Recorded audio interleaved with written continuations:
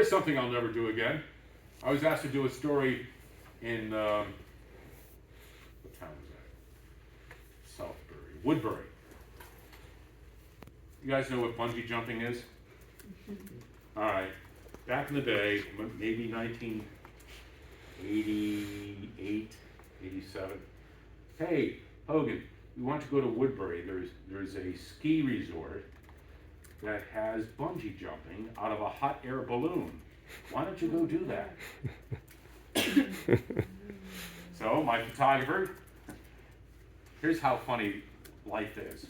And part of my notes, I'm like, there's a path that you think you're gonna take, and the path isn't straight. It's filled with bumps and curves and turns and twists. So my photographer, John Kimball, we went up, he put a camera on, a helmet. He didn't do it, I did. And I went up 300 feet in the air. This balloon is tethered by steel cable. And I put my foot, there was somebody in the basket, over the basket, standing on a pine board. I swear it's only 6 inches by about maybe 18 inches long. And I jumped. Oh my God, I will never do that again.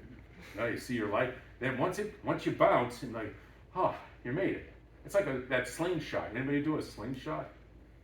Kind of same thing, but you're only going down. No, you're not going out and then. But John Kimball, great guy.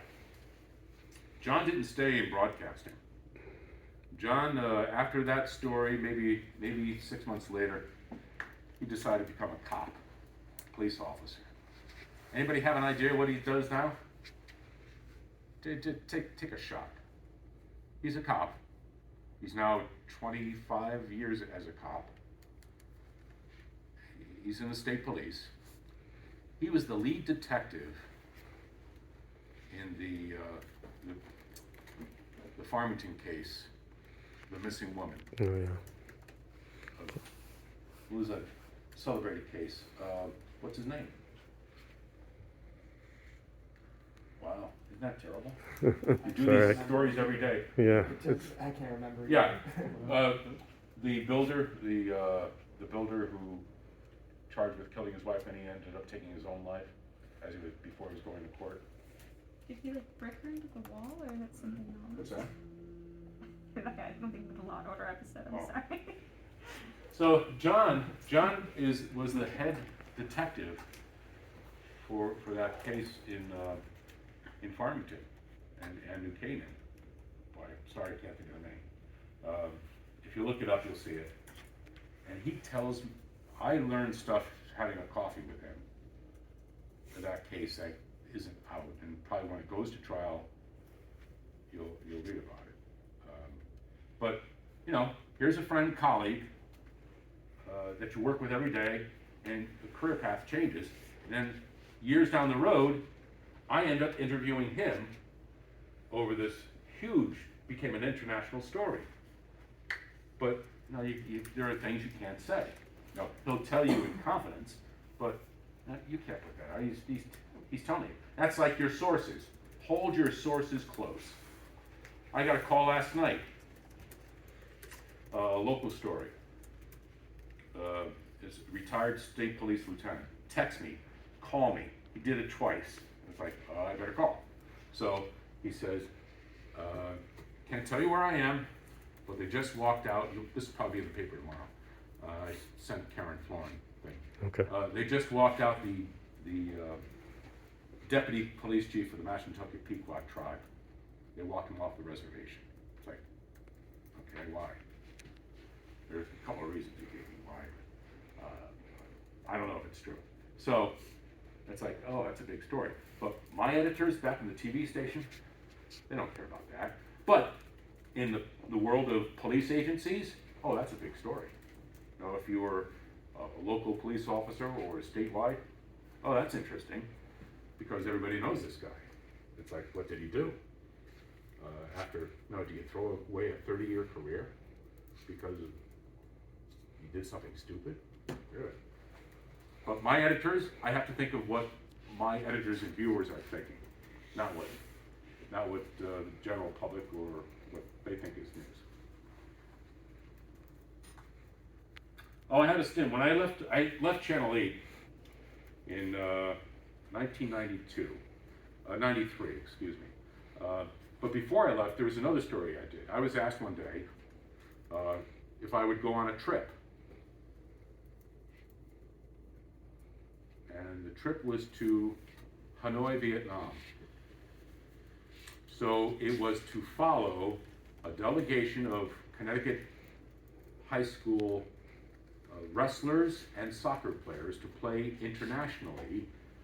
First stop was Helsinki, Finland, then Bangkok, Thailand, then Hanoi, Vietnam. We were the first recognized U.S. delegation into Vietnam since the end of the World War in 72, 73.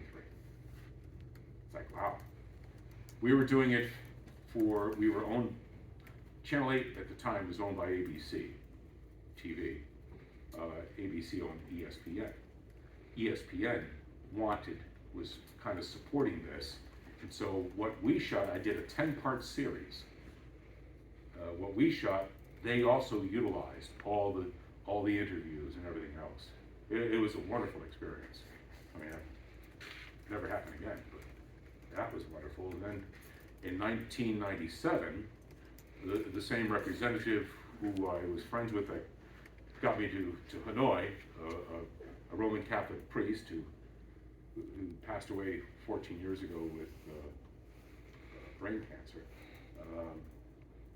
He also was responsible for hooking up Fidel Castro to meet with Pope John Paul. So he said, Hogan, you want to go to Havana? I said, okay, Father, what's it going to take?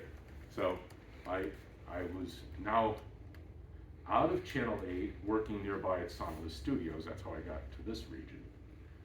And, oh no, it was before, yeah, at Sonless. So I left and put together a package for I pitched Channel 8. Channel 8 was not interested. So I'm not working for any TV station at this time. I was working for myself. I did it for 2 years. Independent producer is what they're called. I did health stories, national health stories.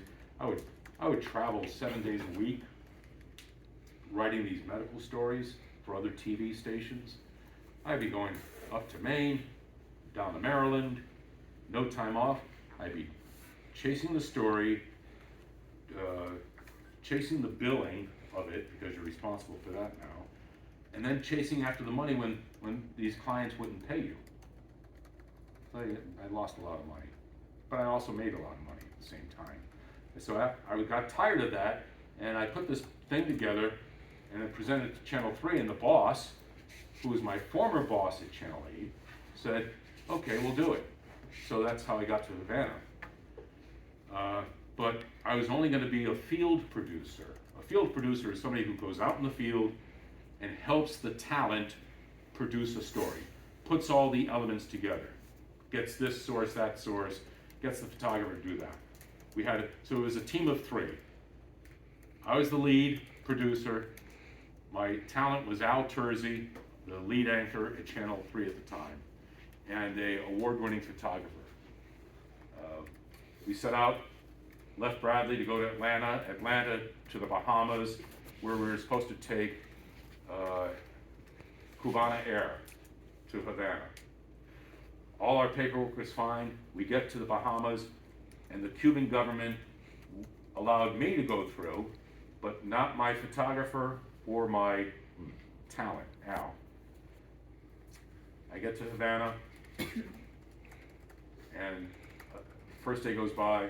The second day goes by, I'm on the phone to Hartford, and my boss says, if Al is not there by tomorrow morning, you are doing the whole thing. So I had to suck it up. I had, thankfully, some money on me. I had to hire photographers on the spot, freelance photographers, at $300 an hour. CBS Network was there. They allowed me to edit with somebody, but I had to go out and get stories. Connecticut stories. I also did it at the same time. I made a deal before I left with the Connecticut Radio Network. So a network of radio stations in Connecticut would also get 2 stories a day, morning and afternoon. So I did that for 4 days. I fronted a story live from Havana at night, 6 o'clock news, and 11 o'clock news at night. I came back to the newsroom, people I didn't know, to a standing ovation, and the general manager saying, "Can you start tomorrow?" So that ended my freelance work, and 24 years later, I'm still at Channel 3. But I'm planning to retire and leave in July. So after 48 years, I think it's enough. Anybody have questions? I can keep going. I've got 48 years of material. Yes, sir. Does it happen where you spend a whole day like traveling around trying to get a story and you get absolutely nothing? Oh, yeah. Or like it just doesn't pan out? How about this? You spend all day working, you got a great story, and then something bigger than that breaks, and you have to throw it all away, even after it's all edited and done, ready to go, throw it away to run to this other thing that's, some huge calamity or whatever it is. Well, so there's another, Sandy Hook. Sorry to bring it up, but I had scheduled a story with a state police lieutenant. You guys know what a grow house is? All right, so we're up in Sterling, Connecticut. Who knows where Sterling is? If this is Connecticut, Sterling is here, all right? We met at 9:20 in the morning in Sterling, so it's what we call an early start. My photographer and I, Jim. And he was going on vacation the next day for 2 weeks. So we meet state police there, and we're going in there. We hear scatter on we have at the time a scanner going in the car. And it's like something's going on. We get to the scene of this beautiful, nice colonial that you would see in suburban America, but the windows are all taped shut and shades are down. We go inside. The house is hot as hell. There's bright grow lights everywhere. All the walls, ceiling have this foil, reflective foil. It's in every room, first, second floor, and the basement, and the garage. And they had these propane heaters going, and they were growing marijuana. So we got to walk through, and we go outside, and my friend, he's now retired from state police after that. He's on the phone, and he's looking at me, and I see his eyes, this big, huge concern, and his whole face went ashen. And he was on the phone with headquarters. We didn't do that story, obviously. He says, Sandy Hook. He says, 20 kids. And we just froze. In our newsroom heard something going on, so I called my boss, who's now the general manager, and said, okay, take it from me, this is a highly reliable source, they're talking about 26 people. So we broke down, this was 9:40 in the morning, and we're going. My first assignment was go to Yale New Haven Hospital, because I think, they'll take the injured to Yale New Haven. We get down to the split 395, going over the Baldwin Bridge, Old Lyme to Saybrook, and it's like, there are no survivors. Go to Newtown. So I was at the second scene from about noon till midnight at the house where the family lived. And it was horrible, trying to talk to neighbors, and it was just an ugly scene. Never want to repeat that. But then to hear people say, it was all fake, it was made up, it's like, oh, really? You experienced that. But that was when the story changes. Here you think you're doing one thing, and your world the whole world, state, everything changes. You get those days, right? Somebody else had a question. Oh, Yes? this is actually very relevant to what you're just saying, but a lot of the stories you're saying are very like heavy and emotional. Does that ever weigh on you? Like, is it you ever, or is it just kind of like it's your job and you just go through it? Unfortunately, it is my job. You know, I mean, when I was, trying to get emotional, when we were in Hanoi, Vietnam, we went to a village. One of the students from Waterbury, his grandmother, he was from there. His grandmother was sick, and we visited her in this little village of Bac Ninh.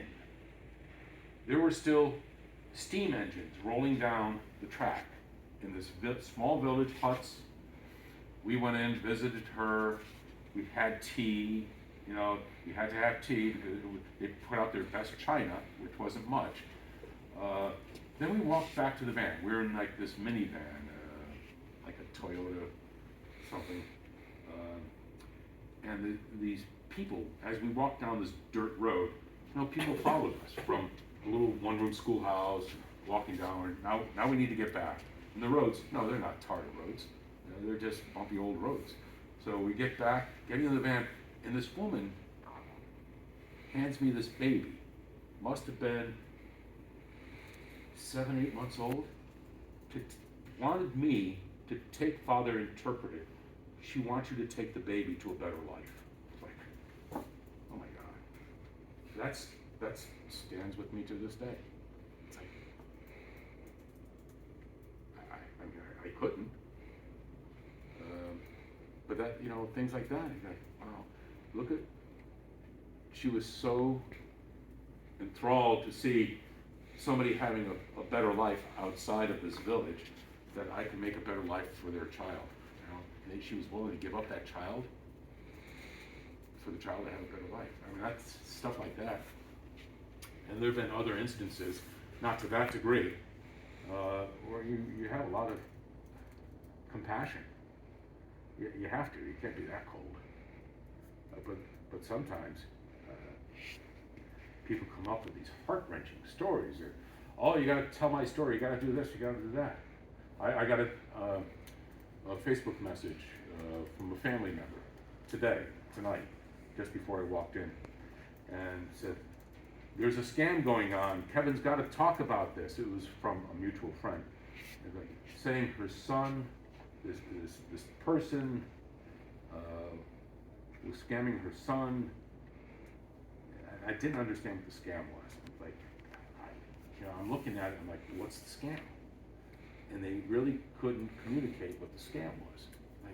Like, if I can't understand it, how am I going to tell it? So, really, in what we do, we have to simplify stories, because people are at home watching TV, they're doing other things, usually. You know what people's habits are. They're half listening.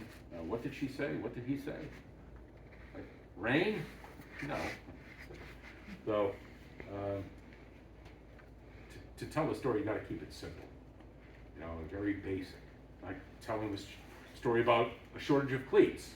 You show a file of kids running and feel, okay, I got that. They're cleats. You show a shortage of shoes on a shelf. Okay, I got that. You show cleats, and you get sources to tell you, yeah, there's a shortage, and you're done.